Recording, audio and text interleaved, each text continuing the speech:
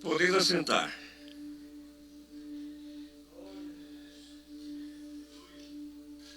Vamos fazer uma leitura bíblica, mas antes eu quero dizer o seguinte, que a minha primeira oportunidade de estar aqui participando desse momento de 12 por 12, né? 12 por 12. É minha primeira oportunidade. E vocês sabem que a primeira oportunidade a gente fica com dificuldade, principalmente com a mensagem de ontem, né? A mensagem de ontem fez ficar pau de deixar o oco do pau. Mas eu fiquei feliz porque foi falado assim que Moisés, assim como eu fui com o meu servo Moisés, eu serei contigo. Coitado Moisés, já estava com 120 anos, né? Agora tinha um problema sério já para resolver muitas coisas. E para enfrentar uma nova terra, teria que ser um homem mesmo como Josué. Mas vamos deixar isso para lá. Esse não é o meu caso. Vamos ler o capítulo 8 do Evangelho segundo escreveu São Lucas, desde o versículo 1 a seguir. Capítulo 8, verso 1 a seguir. Vamos todos juntos? 1, 2, 3.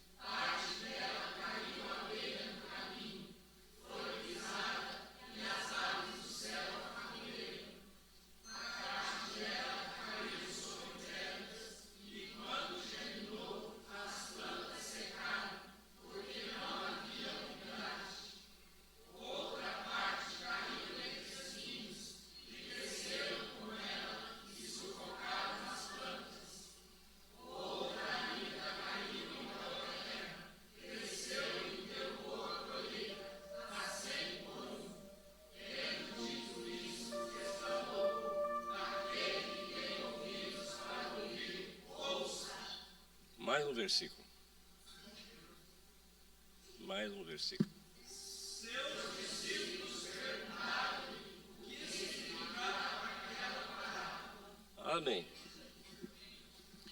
Meus irmãos, o texto está falando que aconteceu depois disso. E aconteceu depois disso. Disso o quê?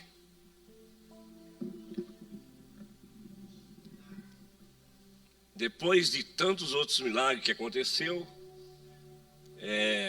cura divina, ressurreição, muitos milagres, os testemunhos que os próprios discípulos de João presenciaram, participaram,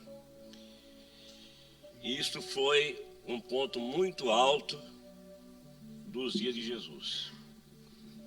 E até hoje é assim. O ponto alto do crescimento da igreja precisa haver uma identidade. A identidade do milagre, do poder de Deus. Quando há milagre, quando há poder de Deus, as coisas mudam. As coisas mudam. Começou a haver milagre, as coisas mudam. Nós estamos aqui, que dia que eu preguei foi na quinta? Na terça-feira. Aí um irmão falou assim, olha, minha filha fazia 12 anos que não vinha na igreja, e eu lutando e orando, e falei com ela, vamos para a igreja. E ela veio assim meia quase que a reboque, né? Mas quando chegou aqui, veio para frente. Oh, glória a Deus. E veio de livre e espontânea vontade. Não foi o pai que trouxe ela aqui para frente, não. E ele se sentiu muito feliz, porque fazia 12 anos que ele estava se batendo com ela. Então houve um grande milagre. Quando há milagre, as coisas começam a mudar. E como nós estamos falando de hoje para o mês de fevereiro, é isso, né? Para o mês de fevereiro, nós estamos esperando que desde o mês de janeiro comece a haver os milagres. Porque havendo milagre fica fácil. Esses dias, por exemplo, o pastor Saulo ligou para mim: pai, olha, eu precisava de alguém que fosse lá na Ilha Bela, perto da Ilha Bela, Caraguatatuba, que sai de uma pessoa, você não sabe quem. Pensei, falei, só tem uma pessoa que mora 2 horas de lá. Aí eu liguei para ele e falei, fulano de tal, pode ir lá, ele mora 2 horas, fala com ele. Aí o rapaz ouviu a mensagem e ele pegou o carro dele, era dia de ceia, deixou a ceia para outro de celebrar e foi lá para Caraguatatuba. A mulher estava na UTI. E o filho aqui em Miami, é isso, né? Orando. Aí o filho desesperado, angustiado, ele foi lá e o resultado? Orou e silenciou. Quando já estava aqui, aí a pessoa aceitou Jesus. Quando estava aqui, aí o pastor Saulo ouviu o testemunho que Jesus curou a mulher radicalmente. Ela já está em casa, né? E Deus operou um milagre. E ela não vê a hora de se restabelecer para ir para a igreja. Então o milagre faz a diferença. Nesses 50 anos que 57 anos que estou servindo a Deus, eu já vi muitos milagres acontecer. E o milagre faz a diferença. Um milagre muda. Quando uma equipe chamada Semeadores de Boas Novas estava em Campo Mourão, no estado do Paraná, há tempos atrás, então nós estávamos indo de casa em casa, distribuindo folheto, convidando as pessoas. E sabe o que ocorreu? Aí nós estávamos realizando um evento no cinema, e aquele cinema todas as noites foi super lotado. E o resultado? Quando estávamos ali e tal, aí no outro dia fomos sair de casa em casa, aí passamos por uma casa, tinha um senhor que tinha quebrado a perna no fêmur, e ele no momento, para ele ter uma vida normal, ele teria que fazer uma cirurgia. Colocar uma tração na perna, puxar, colocar uma vareta, enfim, e aquilo ficava muito caro. Ele era assim, uma pessoa pobre, não tinha como fazer aquilo. Resultado, ele ouviu falar de que Jesus podia operar milagres e ele resolveu ir para a igreja com uma vara, pulando uma perna só, e foi para a igreja. Ele ouviu a palavra, alguém que acompanhou ele até uma certa altura na volta, e ele chegou em casa, foi dormir normalmente, e no outro dia, ele se levantou da cama, como se nada tivesse acontecendo. E ele era um paraibano muito animado, então ele começou a caminhar para um lado, para outro, para um lado, para outro, para um lado, para outro, e logo a filha falou, mas pai, o senhor não sabe que o senhor está com a perna quebrada? Deus emendou uma perna numa noite, louvado seja o Senhor.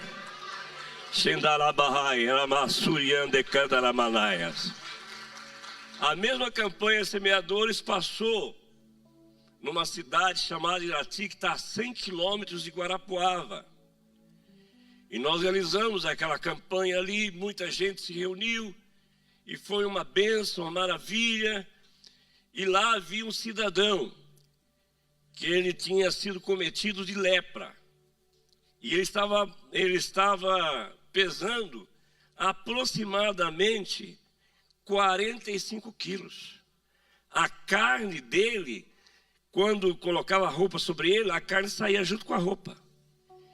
E ele estava condenado à morte. Aí alguém falou, mas seu fulano, por aí tem um povo que está orando aí na cidade, e o senhor não quer ir lá? E disse, olha, a minha vida está no fim, eu não tenho mais o que fazer. E eu preciso ir lá. E aí alguém levou ele lá. Lá ele recebeu uma oração. Jesus curou aquela lepra radicalmente. Aleluia. E aquele homem teve a sua vida normal, teve filhos, e sabe o que acontece? Hoje é pastor da Assembleia de Deus daquela cidade.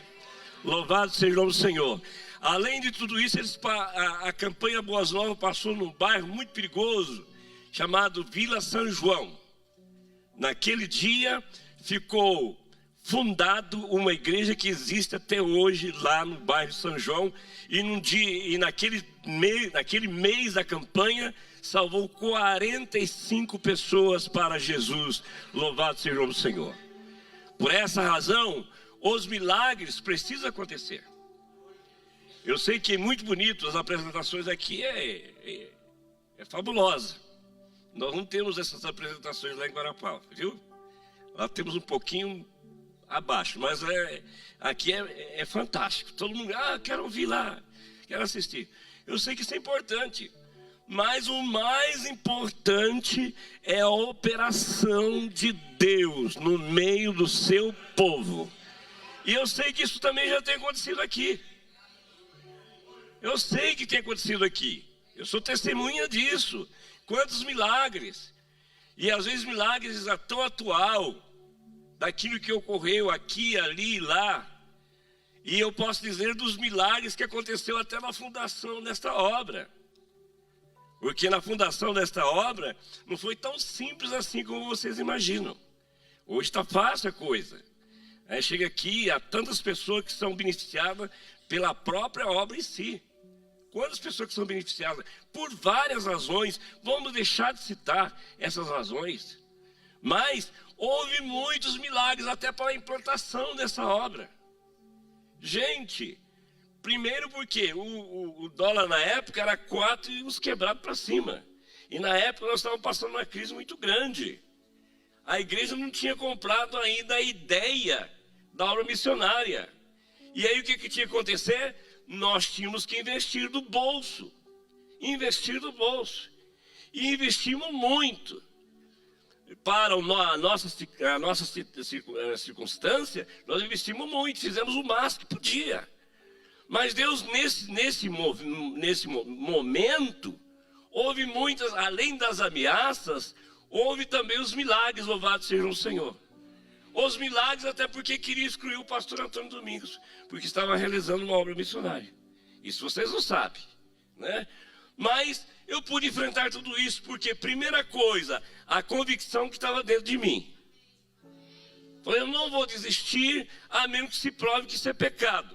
Do contrário, eu vou continuar falando do amor de Jesus aonde Deus me enviou. E eu não estou preocupado com o que vai acontecer. Porque eu tinha mais certeza, tinha certeza absoluta daquilo que estava fazendo. Até mesmo o pastor Saulo mesmo que está aqui, ele ficou assim, meu pai pirou. Meu pai enlouqueceu. Porque a visão era minha e eu vim para cá enfrentando situações terríveis e entre elas a situação da imigração. Gente, a imigração para mim era um terror. Eu vinha sempre orando em Miami. E aqui fui ameaçado de ser deportado. Aí eu falei, a partir desse momento eu não vou mais nem por Miami e nem por Orlando, eu vou direto para Atlanta.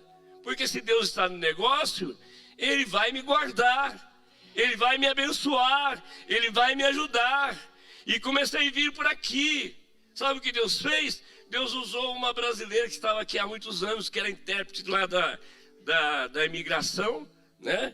E usou aquela mulher. Aquela mulher foi usada nas mãos de Deus. E um dia a coreana, que era chefe dos intérpretes, disse para ela, olha, eu estou passando por uma crise muito grande. E eu precisava de alguém que me ajudasse. E ela então disse, eu tenho um pastor que vem do Brasil, sempre aqui, esse homem é um homem de Deus. E disse mais: ele está aqui, então eu quero ir lá falar com esse homem. E ela veio ali em Sandy Spring, onde nós estávamos instalados. A coreana não sabia falar em português. A brasileira fazia o intérprete entre a chefe e eu. E eu abri a Bíblia e comecei a falar de Deus para ela. Aquela palavra que eu falei para ela foi uma profecia para o seu coração. E ela começou a chorar, e chorar, e chorar. E a partir daquele dia, Deus abençoou, que ela até por gratidão fez um cheque, ainda me deu um cheque para mim. Olha, eu vou doar esse cheque. Mas não precisa, porque Deus está falando no meu coração que eu preciso ajudar a Ele. E sabe, a partir dali eu tive outras oportunidades, até mesmo daqueles que vivem, que são funcionários da empresa, que puderam ceder as passagens, e eu vir com uma condição muito melhor, muito mais tranquilo, e tantos outros milagres que ocorreu naquele período de duro. Mas o Senhor é o dono da obra, louvado seja o Senhor. Aleluia! Os milagres precisam acontecer. Depois disso, depois de tantos milagres, a coisa começou a melhorar. Mas o que me chama a atenção aqui é que Jesus começou de lugar em lugar, pregar a palavra, e aí nesse último versículo, nesse primeiro versículo, ele fala assim: e os 12 iam com ele. Eu quero falar aqui sobre os 12 iam com ele. Gente, eu tenho certeza absoluta que esta igreja está crescendo porque tem um grupo que está indo conosco. Aleluia, tem um grupo que está indo conosco. Agora nós precisamos entender que esse grupo nem sempre é o grupo que nós temos, que nós gostaríamos que fosse. Como Jesus também gostaria que os 12 discípulos tivessem a mesma ideia. Até porque o texto sagrado fala que Jesus sempre quando ia em momentos assim, um pouco mais junto com um momento mais qualificado, ele chamava 3 pessoas. Quem eram? Pedro, João e Tiago. 3. Certamente os 3 voluntários, os 3 espontâneos, os 3 que tinham disposição, os 3 que estavam ali. Errado muitas vezes, problema muitas vezes, dificuldade muitas vezes, mas os 3 sempre estavam juntos. Gente, eu sei que você precisa estar do lado desse grupo, louvado seja o Senhor. Do grupo que vai estar sempre junto. Do grupo que a direção pode contar. Do grupo que a direção precisa da sua colaboração. Às vezes tem aqueles que vai com a maioria. Ele não foi, eu também não vou. Ele fez, ele não fez, eu também não preciso fazer.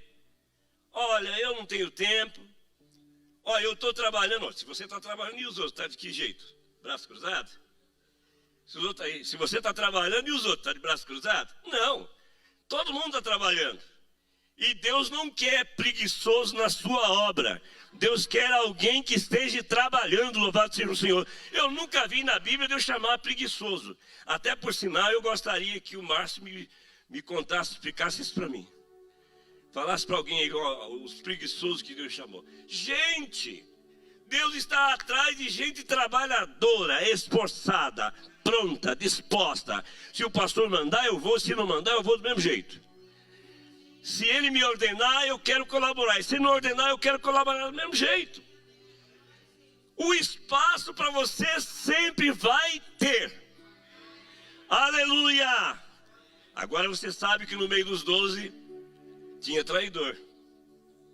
Gente, não caia nessa laçada. Não esteja do lado do traidor. Daquele indivíduo que está hoje, mas está fofocando por fora. Ele está hoje, mas ele está se aproveitando da oportunidade. Todo mundo dizima, ele não. Peraí, irmãos, e essa luz que ilumina aqui é de graça? Esse som que eu estou falando não custa nada. A limpeza aqui não custa nada. O desenvolvimento desse trabalho não custa nada. Olha, se você não dizima, você está sugando a vida dos outros. E eu não vou ser muito forte aqui com vocês, porque não vou ter o tempo para poder explicar todos os detalhes. Então é melhor nem começar. Mas o indivíduo que não contribui, ele está com problema. Ou ele não é bem crente, ou ele não é bem crente, ou ele é um indivíduo que só está atrás de ser beneficiado, e ele não quer ser o instrumento de bênção para colaborar para o crescimento da obra. Nenhuma instituição, ela cresce sem dinheiro. Nenhuma instituição, ela funciona sem colaboração espontânea. E Judas é aquele cara que, além de não fazer, ainda dava pitáculo ainda. No dia lá que estava na casa de Lázaro, por exemplo, ninguém se manifestou. Maria, por sua vez, resolveu fazer alguma coisa, colocando, por exemplo, o bálsamo, que era de unguento puro, de nardo, que era um perfume importado. Ela resolveu oferecer a Jesus. E ela fez no momento certo, na hora certa. Ela fez por gratidão. Jesus não pediu nada para ela. E ela tinha razão de fazer, porque ninguém ressuscitou ao seu irmão a não ser Jesus. Se você se sente grato, é lógico que o teu compromisso com Deus é muito maior, porque a gratidão deve fazer parte do teu coração. Louvado seja o Senhor. E Maria fez isso. Mas logo o camarada, quando ele sentiu o cheiro, ele falou assim: isso aí é nada, hein? Isso aí é caro, rapaz.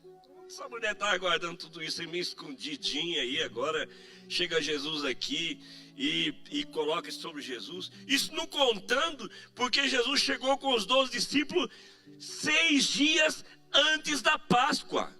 Você sabe o que é receber 13 pessoas numa casa 6 dias antes da Páscoa? Soma isso. Alguém fala assim: mas para fulano é fácil. Fácil para todo mundo, fácil para quem tem gratidão no coração, para quem tem desejo de fazer as coisas para os outros, é fácil. Mas qualquer gasto é terrível. E Jesus chegou lá e ela fez aquele gasto todo, e por fim ainda resolveu derramar o nado puro. Falou: se vendesse isso aí, podia fazer isso, podia fazer aquilo, porque sempre aqueles que não fazem nada gostam de dar muito palpite. Uma certa vez chegou um irmão lá em Guarapuava e falou assim: pastor, a mocidade tem que fazer isso, fazer aquilo outro. Passa no papel, faz favor.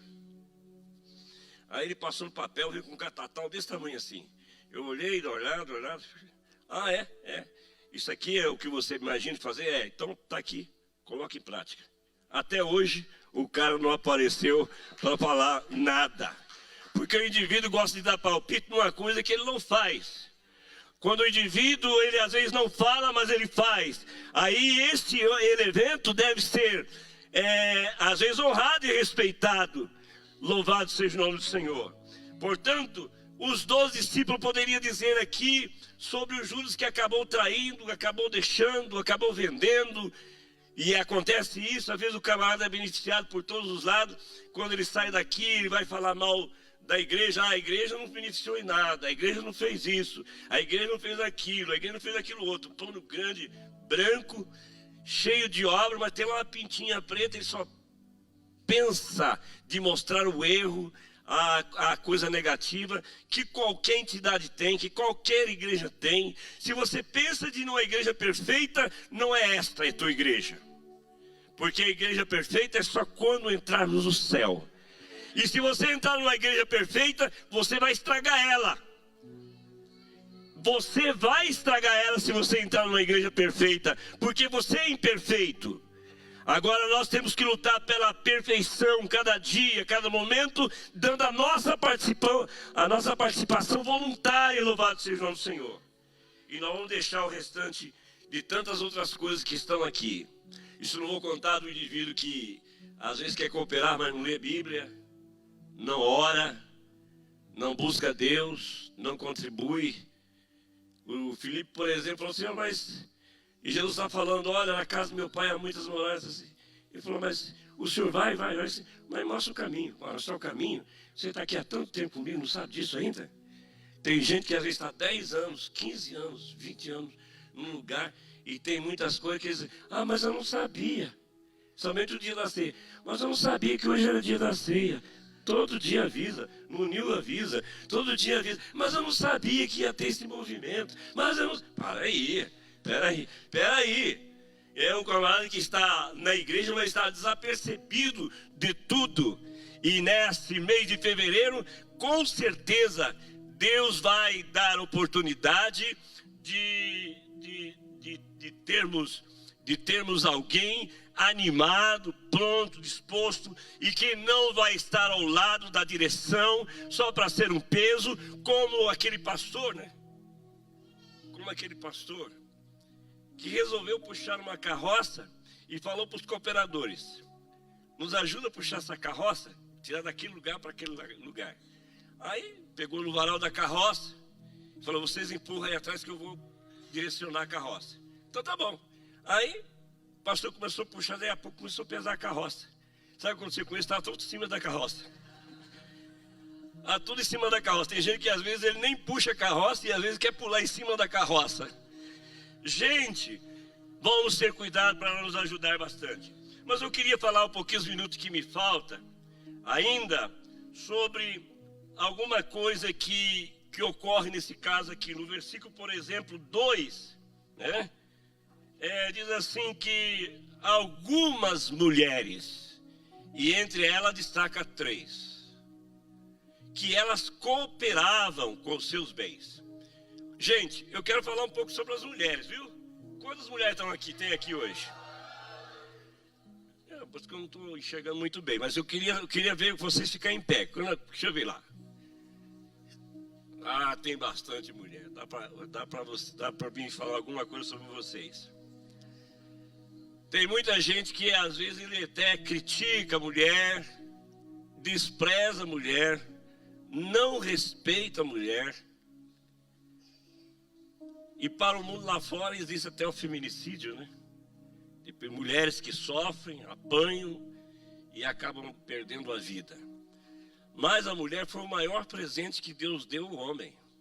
Até porque o texto diz assim: não é bom que o homem esteja só. Se não é bom, então seria bom a condição da mulher estar diante desse homem.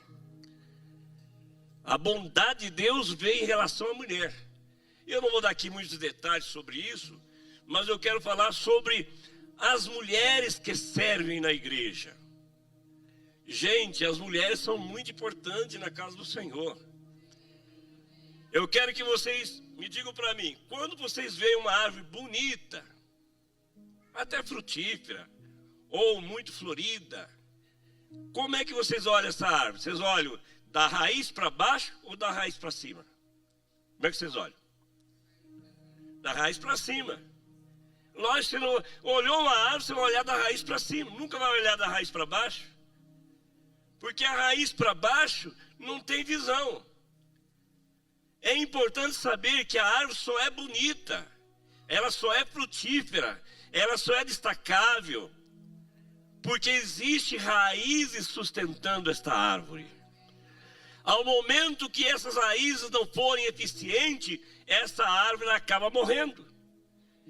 E uma igreja sem mulher é uma igreja sem futuro. É uma igreja sem progresso.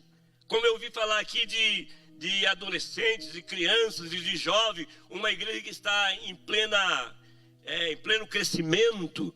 Louvado seja o Senhor. Então a mulher é um ponto alto, é muito importante.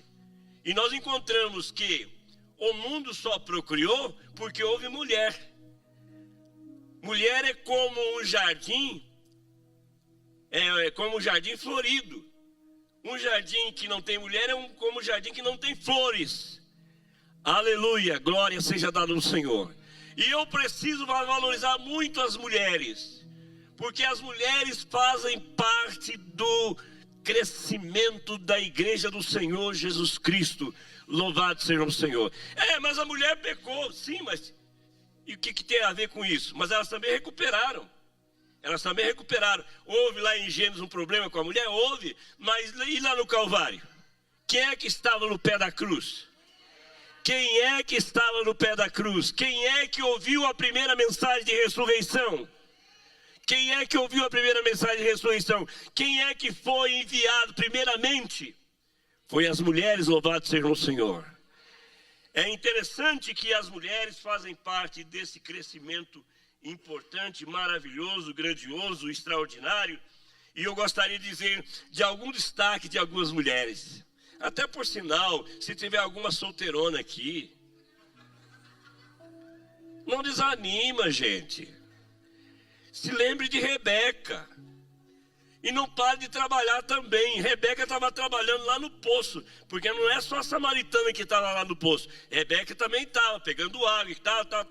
Aí chegou o servo de Abraão e disse para ela dar a água. Ela deu a água, não só a água para aqueles agentes, mas deu água para todos os camelos. E camelo bebe muita água.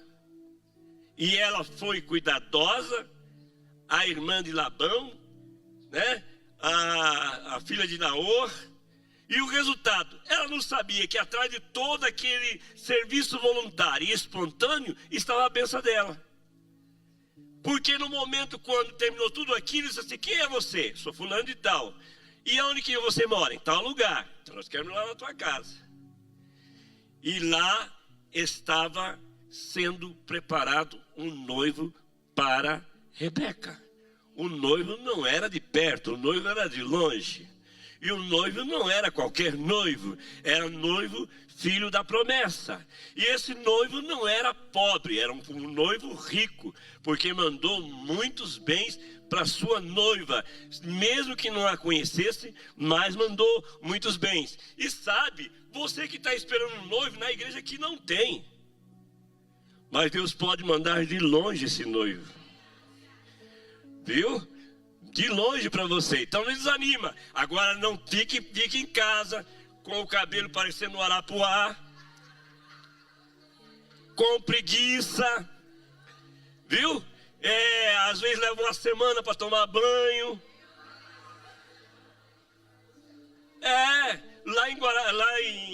No Paraná, um determinado momento, um obreiro foi convidado para pregar na cidade vizinha. E ele foi lá pregar na cidade vizinha, e o tema era esse: cheiro da morte. O tema era esse, cheiro da morte. Aí ele começou a pregar, e foi pregando. Aí tinha duas mulheres sentadas aí na plateia. Aí uma falou para ele: o cheiro da morte é aqui. Segurando, saiu de um lugar, foi sentar no outro lugar. Então, gente, você quer arrumar um namorado de qualquer maneira? Não, né? Tem que trabalhar assim, tem que ser esforçado assim, porque uma namorada preguiçosa é complicado. Uma namorada que é relaxada é complicado. Mas uma pessoa trabalhadora, esforçada, crente, temente a Deus, que está disposta a fazer toda a obra do Senhor, olha, Deus está te procurando, e ao momento certo Deus vai te recompensar. Aleluia. Mas tem as humilhadas também, né? Está na beira do poço. A Zípora, por exemplo, estava na beira do poço. A Zípora era humilhada, porque coitadinha, ia lá pegar o rebanho lá e dar água para o rebanho. Aí os caras, como ela era mulher, se aproveitava muito. Mas um dia apareceu um rapazinho lá, rapazinho até bonzinho de karatê, de judô, de artes marciais. Chegou lá, ficou na beira do poço. Aí daí a pouco os aproveitadores falaram: para aí, a vez é delas. Rapaz, você não me conhece, você não sabe quem sou eu. E não sabia mesmo, porque tinha matado 2 e enterrado na areia. Vamos dar água para esse menino. Eu vou te ajudar a puxar água. Foi puxando água e dando água, e as meninas chegaram mais cedo em casa. E o velho perguntou assim: escuta, de onde vocês estão?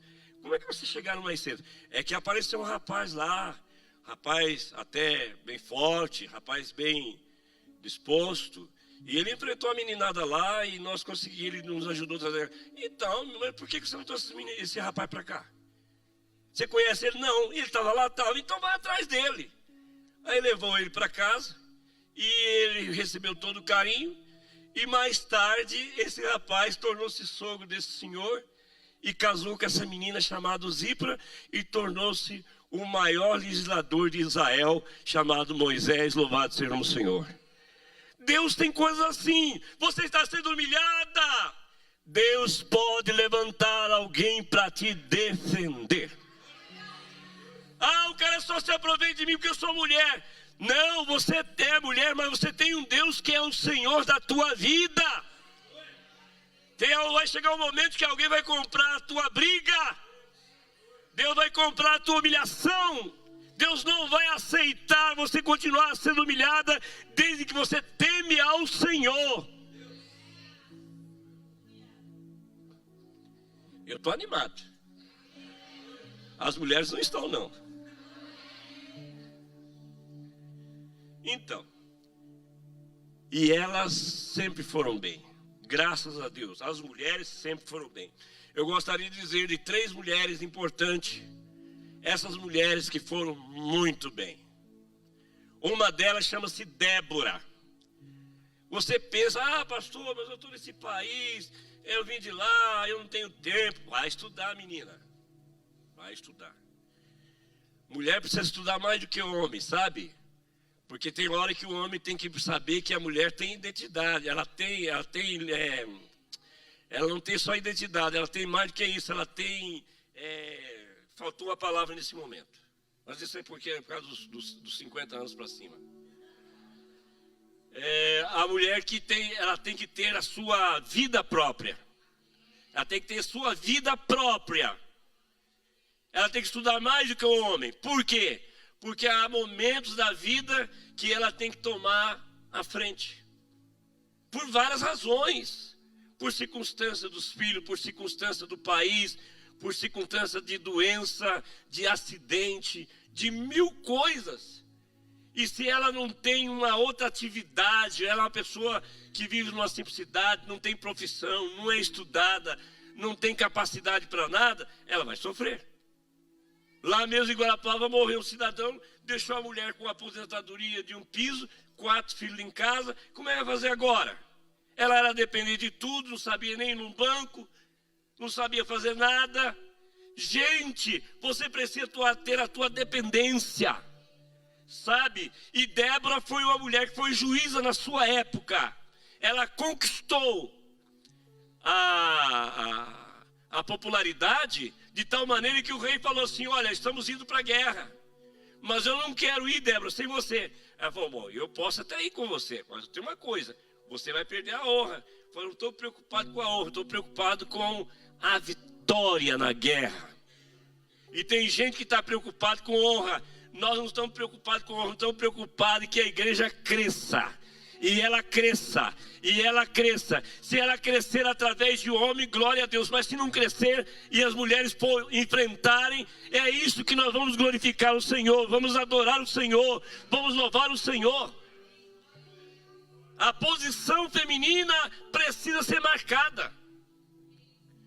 E isso é importante. Você deveria ser igual a Abigail, que poderia viver em situações diferentes. Abigail, por exemplo, viveu com um louco. Já pensou ser uma mulher de um louco? De um doido? E de um cara que gosta de beber? De beber ainda? Ela sempre gostava de uma bebidazinha.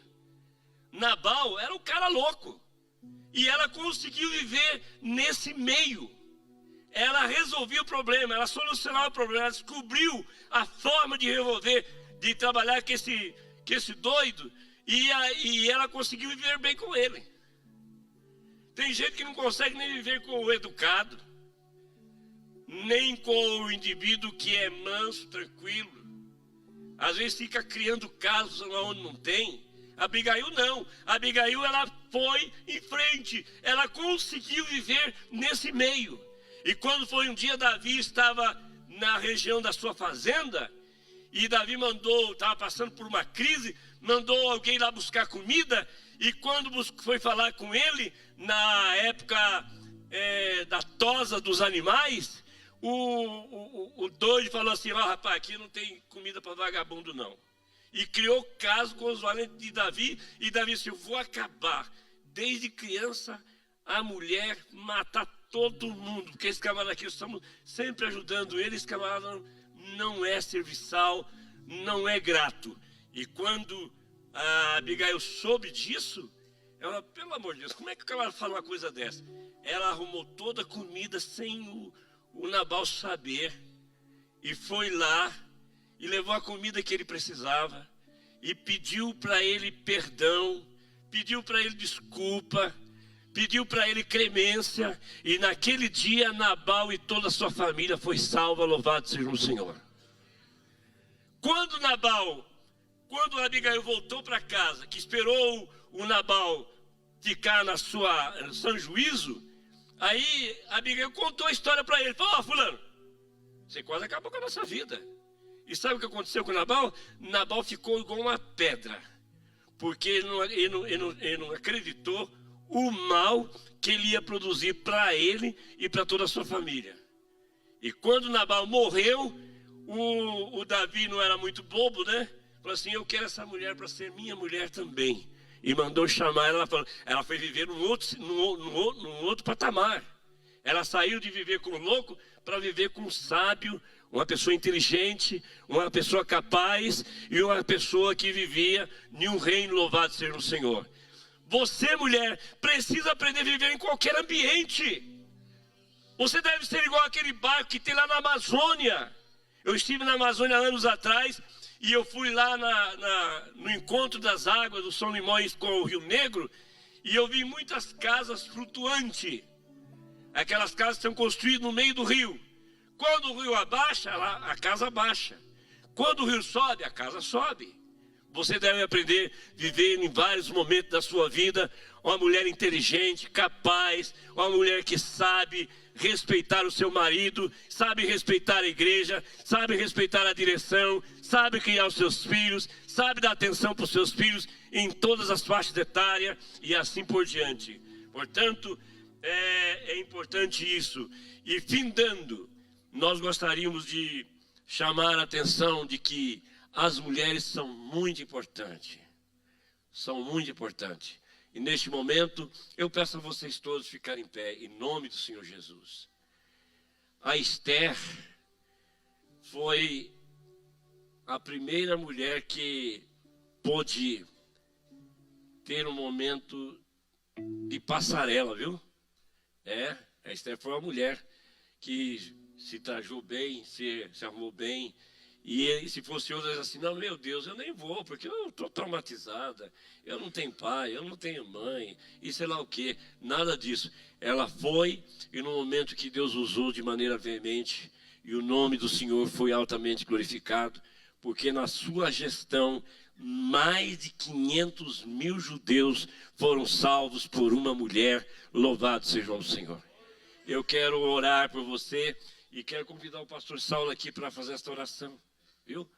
Orar por você, pedir que Deus possa abençoar as mulheres aqui, que possa usá-las de maneira veemente, não só no mês de janeiro, de fevereiro, mas que vocês possam em todo o tempo estar dando suporte à igreja. Eu sei que a igreja está crescendo aqui, porque as mulheres são fortes, são animadas, são dispostas, dão bom testemunho, são comportadas e têm interesse no crescimento do reino de Deus. Geralmente as mulheres dão menos problema para o mundo pastoral, viu? Geralmente é assim. Eu, por exemplo, tenho lá uma tesoureira que está trabalhando comigo há 30 anos. 30 anos está trabalhando comigo. Tem uma secretária lá que trabalha pelo menos uns 25 anos. Nunca fez fofoca, nunca teve problema, sempre está ali, animada, não são respondonas, pelo contrário, são muito submissas. E eu devo muito, muito, muito a elas, e não somente a elas, mas as mulheres de Guarapuava têm sido uma bênção para mim. E no mundo do MSBN, eu tenho encontrado mulheres fabulosas que têm nos ajudado muito nesse ministério por esse mundo afora.